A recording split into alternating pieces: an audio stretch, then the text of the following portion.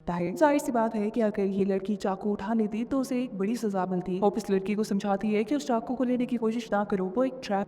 कहानी के शुरू में हम सुनसान जंगल में एक लकड़ी का बॉक्स देखते हैं जिसमें एक लड़की को कैद किया गया था। इस कैद से आजाद होने के लिए वो अपना पूरा जोर लगा चुकी थी, यहाँ तक कि उसके नाखून भी टूट गए। पर फाइनली अब बॉक्स खुल गया जिसमें से निकलकर वो फौरन अपनी जान बचाने के लिए भागी। उसका पूरा जिस्म जख्मी था और पेट पे टांके लगे थे। थोड़ी दूर जाने पे अचानक से पीछे से आता आदमी उसके ऊपर हमला करके उसको बेहोश कर देता है। जब वो होश में आई तो उसने महसूस किया कि उसकी गर्दन को एक दरख्त के साथ बांध दिया गया है। पाँव के नीचे हल्की सी स्पोर्ट है, यानी एक तरह का उसे फांसी देने का सेटअप किया गया था, जिसे बनाया था सामने खड़े इस आदमी ने। ये आदमी एक साइकोपैथ है, उसे लोगों को दुख देकर खुशी मिलती है। इस लड़की ने किसी तरह अपने आप को आजाद करवा के यहाँ से भागना था। उसके पास इस काम के लिए और अपने सेल्फ डिफेंस के लिए सिर्फ एक ब्लेड थी। हैरानी की बात यह कि ब्लेड उसके हाथ में नहीं बल्कि पेट के अंदर थी, जिसे भी लड़की के पेट के अंदर इस साइकोपैथ ने रखा था। अगर उसे अपनी जान बचानी थी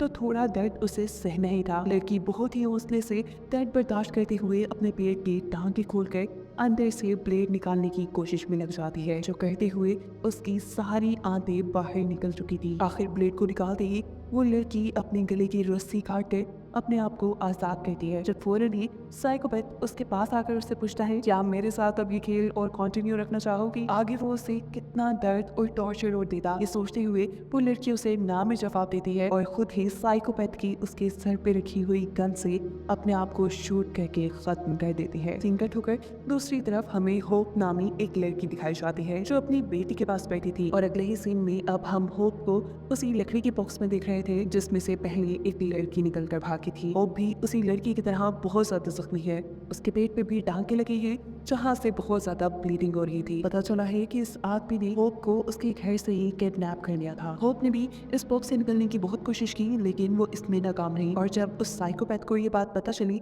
तो उसने खुद ही होप को इस बॉक्स से बाहर निकाल लिया। यहाँ साइकोपैथ उसके सामने नहीं आया। होप को यहाँ सबसे पहले जिसका ख्याल आया वो उसकी बेटी थी, जिससे ढूंढने के लिए वो जंगल में भागी, जहाँ जंगल में उसे अपनी बेटी का डैडी मिलता है। न जाने उसे क्या हो गया होगा, ये ख्याल होप के दिल में था और इसी वजह से वो रो रही थी कि अचानक पीछे से साइकोपैथ आकर उसके सर पे डंडा मारकर उसे बेहोश कर देता है। जब होप को होश आया तो वो भी पहली वाली लड़की की तरह दरख्त से बंधी थी। गर्दन के इर्द गिर्द रस्सी, नीचे छोटी सी स्पोर्ट, यानी फांसी वाला सेटअप। होप सामने ही एक दरख्त पे एक मरी हुई लड़की को भी देखती है, जो जाहिर सी बात है अपने आप को यहाँ से आजाद करवाने में नाकाम रही होगी और मर गई। होप ने क्योंकि काफी देर तक कुछ नहीं किया था इसीलिए यहाँ साइकोपैथ आकर उसे एक लकड़ी देता है। होप समझ चुकी थी कि उसे अब अपने पेट के टांके निकाल कर पेट के अंदर रखे ब्लेड को बाहर निकालना है। वो अपने लिए तो शायद भी काम ना करते, लेकिन उसे यहाँ से आजाद होकर अपनी बेटी को ढूंढना था। अपनी बेटी के लिए ही सारा दर्द सहते हुए वो इस लकड़ी के जरिए अपने टांके खोलकर पेट के अंदर से ब्लेड निकालती है और अपने आप को यहाँ से आजाद करती है। इस वक्त पर साइकोपैथ उसके पास आता है और पहले लड़की वाला ही सवाल पूछता है कि क्या तुम ये गेम आगे कंटिन्यू रखना चाहोगी? अपनी बेटी के लिए वो बिना कुछ सोचे समझे इस साइकोपैथ को हाँ बोल देती है, जो सुनने के बाद साइकोपैथ ने दोबारा होप का पेट सी दिया और वो उसे घसीटते हुए अपने कैंप में ले आया। होप बेहोश हो चुकी थी। जब उसे होश आया तो उसके पाँव बंधे हुए थे। यह साइकोपैथ जब उसे पानी देता है तो जानवरों की तरह वो उसे पी जाती है, क्योंकि पिछले 5 दिन से उसने कुछ नहीं खाया। वो साइकोपैथ से अपनी बेटी के बारे में पूछती है, जिसके जवाब में गुस्से में साइकोपैथ उसकी तरफ देखता है और कहता है कि आइंदा कभी अपनी बेटी का नाम न ले लेना, अब तुम्हारी फैमिली सिर्फ मैं हूँ। जो सुन होप बेचैन हो जाती है, वो इस साइकोपैथ से भीख मांगने लगती है कि प्लीज मुझे छोड़ दो, मुझे जाने दो। जो सुनिए साइकोपैथ गुस्से में आकर उसे मारता है और उससे कहता है कि अब से तुम्हारा कोई नाम भी नहीं। ये कहने के बाद उसने होप को खाने के लिए आलू दिए और खुद अपने कैंप में जाकर सो गया। होप भी यही जमीन पर पड़ी हुई सो गई। सुबह होने पर साइकोपैथ के उसके सामने गिराने वाले बर्तनों की आवाज से उसकी आंख खुली। वो होप से कह रहा था कि मेरे आने से पहले पहले इन सारे बर्तनों को साफ करके रखना। होप भी चुपचाप काम में लग जाती है और इसी दौरान उसे सामने एक दरख्त से लगा चाकू नजर आता है। इस चाकू की मदद से वो बड़ी आसानी से अपने आप को आजाद भी करवा सकती थी और साइकोपैथ से लड़ भी सकती थी। वो उसे लेने की कोशिश करती है लेकिन चाकू उसकी पहुंच से थोड़ा दूर था, जिसे लेने के लिए अब वो एक लकड़ी का इस्तेमाल करती है। फाइनली चाकू उसके हाथ लग जाता है और तभी उसे साइकोपैथ की आने की आवाज भी आ जाती है। वो चाकू को अपने पीछे छुपा लेती है। साइकोपैथ यहाँ बैठकर उसे बर्तन धोने के इनाम में एक बेरी देता है। वो उसके बहुत करीब बैठा था। वो उसे मार भी सकती थी पर नहीं मारती, और तभी साइकोपैथ भी ये नोटिस कर लेता है कि सामने जो वो चाकू लगाकर गया था वो अब वहाँ नहीं है। ये चाकू असल में होप का इम्तिहान था, जो उठाने की वजह से होप इसमें हार चुकी थी। होप सोचती है साइकोपैथ को क्योंकि चाकू के बारे में पता चल तो चुका ही है, तो क्यों ना उसके ऊपर हमला करके यहाँ से भाग जाऊं। होप पूरा जोर लगाते हुए होशियारी से इस साइकोपैथ के ऊपर हमला करती है, लेकिन इसका कोई फायदा नहीं होता क्योंकि साइकोपैथ आराम से इस हमले से बच चुका था। वो अब होप को मारता है और उसकी टांग पे चाकू रखते हुए उसे धमकी देता है कि आइंदा कभी ऐसे भागने की कोशिश की या ऐसी कोई भी गलती की तो टांग ऐसी जगह से काटूंगा कि चलने के भी काबिल नहीं रहोगी। सजा के तौर पर अब वो होप के पाँव की जंजीर को उसके गले से बांध चुका था। काफी दिन यूं ही गुजर गए। होप अब ये बात समझ चुकी थी कि इस साइकोपैथ की बात मानने के अलावा उसके पास कोई चारा नहीं है। साइकोपैथ उससे अपने सारे काम करवाया करता था, बर्तन धुलवाता था, खाना पकवाता था, यहाँ तक कि छोटी मोटी सब्जियां उगाने का काम भी इस साइकोपैथ ने होप को दे दिया था। वक्त ऐसे ही गुजरता रहा। होप के उगाए पौधों में आखिर फूल उगाए, जिन्हें देखकर होप बहुत खुश हुई और ये देखकर उस साइकोपैथ को गुस्सा आ गया। वो ये फूल तोड़कर होप से कहता है चलो इसे खाओ। वो होप से जबरदस्ती कहता है, लेकिन होप फूल नहीं खा पाती और फिर वो कहता है कि जिन चीजों को खा नहीं सकते उन चीजों को उगाने का क्या फायदा। अब एक दिन वो होप की जंजीर खोलकर उसे नदी के किनारे ले आता है, जहाँ होप नहाते हुए सोचती है कि कुछ तो करना पड़ेगा, ज्यादा दिन तो मैं और यहाँ नहीं रह सकती, मुझे यहाँ से आजाद होने के लिए साइकोपैथ का एतबार जीतना चाहिए। ये फैसला करते हुए अब वो साइकोपैथ के साथ वापस उसके कैंप में आ जाती है। उसकी आंखों के सामने वो खुद अपनी जंजीर को अपने गले में बांधती है और उसके कहे सारे काम करने लग जाती है।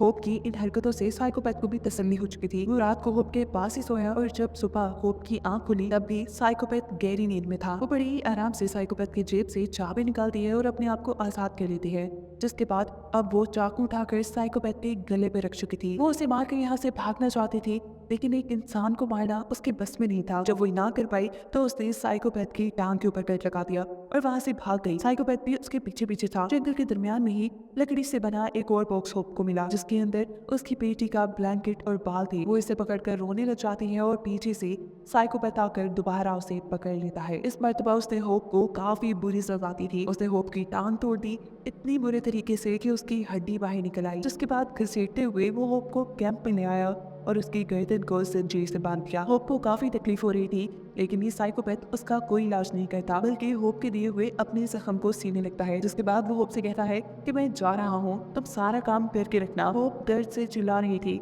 वो साइकोपैथ को कहती है कि प्लीज मुझे मार दो, जिसके जवाब में वो कहता है ये काम भी तुम खुद ही करो। अपने आप को मारना इतना भी आसान नहीं था। डेड में वो रह नहीं सकती थी, इसलिए पास पड़ी कुछ चीजों का इस्तेमाल करते हुए वो अपना इलाज करना शुरू करती है। अपनी हड्डी को गोश्त के अंदर करती है, एक लकड़ी का सहारा देकर वो उसे बांध देती है, ऐसे जैसे उसने एक प्लास्टर बना लिया था।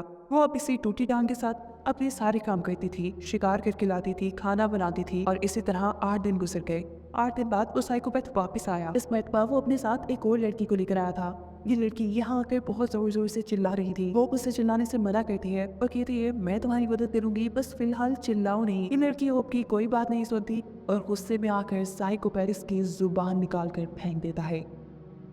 खून उसके मुंह से तेजी से बाहर निकल रहा था और चिल्लाना उसने अभी भी बंद नहीं किया था। अब साइकोपैथ होप को काम देता है कि इस नई लड़की को भी अपने जैसा बनाए, ये भी सभी काम सिखाए। और अब साइकोपैथ इस नई लड़की के लिए वो चाकू वाला टेस्ट रखता है। जाहिर सी बात है कि अगर ये लड़की चाकू उठा लेती तो उसे एक बड़ी सजा मिलती। होप इस लड़की को समझाती है कि उस चाकू को लेने की कोशिश ना करो, वो एक ट्रैप है। इस मरतबा होप की बात मानने की वजह से वो एक बड़ी सजा से बच चुकी थी। हम देखते हैं कि होप के गार्डन में दोबारा से फूल भी उगाए हैं, जिन्हें जब साइकोपैथ दोबारा से तोड़ने की कोशिश करता है तो इस मरतबा होप उसे मना कर देती है। यहाँ हम नोटिस करते हैं कि साइकोपैथ होप की बात मानने लगा है, ऐसे जैसे उसने होप को अपना फैमिली मेंबर मान लिया हो। वो होप को अपने ही जैसा अच्छा खाना देता था, लेकिन दूसरी लड़की को नहीं। साइकोपैथ इस लड़की को भी होप की तरह गुलाम बनाना चाहता था, लेकिन ये लड़की होप से कहीं ज्यादा होशियार थी और बस एक मौके की तलाश में थी। एक दिन जब साइकोपैथ उसके पास आता है तो वो एक सॉक्स में काफी सारे पत्थर भरकर उसके ऊपर हमला कर देती है। उसको बेहोश करके गिराते हुए वो उसकी जेब से अपनी ताले की चाबी निकालती है और अपने आप को आजाद करवा लेती है।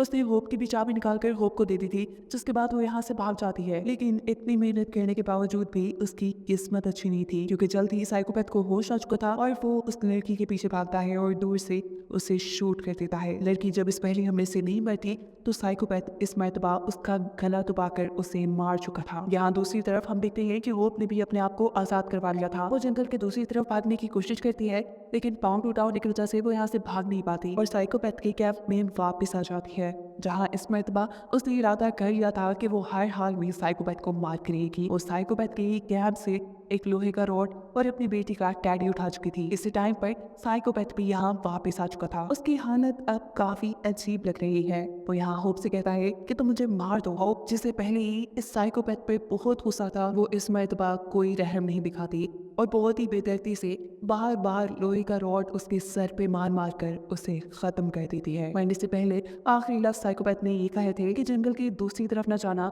वहाँ खतरा है। पर होप जिसने इतना अरसा इस साइकोपैथ की गुलामी की थी, उसका मरने के बाद साइकोपैथ की बात मानने का कोई इरादा नहीं था। वो अपनी बेटी का टैडी लेकर उसी साइड पर निकल जाती है और यहाँ उसे जंगल के दरमियान में एक हट दिखाई देती है। वो जल्दी से इस हट के करीब जाती है और अंदर देखने पे उसे यहाँ अपनी बेटी मिल चुकी थी। वो बिना कुछ सोचे समझे अपनी बेटी को बचाने के लिए इस हट का दरवाजा खोल देती है। उसके जहन में ये बात भी नहीं आई थी कि साइकोपैथ ने उसे यहाँ खतरा बताया था। वो जैसे ही दरवाजा खोलती है तो यहाँ एक छोटा सा ब्लास्ट होता है। पता चलता है कि दरवाजा असल में ट्रैप था। दूसरी तरफ बहुत सी कीड़े थी जो प्रेशर से उड़ने की वजह से होप के पूरे चेहरे में धंस चुकी थी। यहाँ तक कि उसकी दोनों आंखें भी जाया हो गई थी। वो जो यहाँ अपनी बेटी को बचाने आई थी खुद मरने के करीब हो चुकी थी, जिसे दिखाते हुए ये कहानी यही खत्म हो जाती है।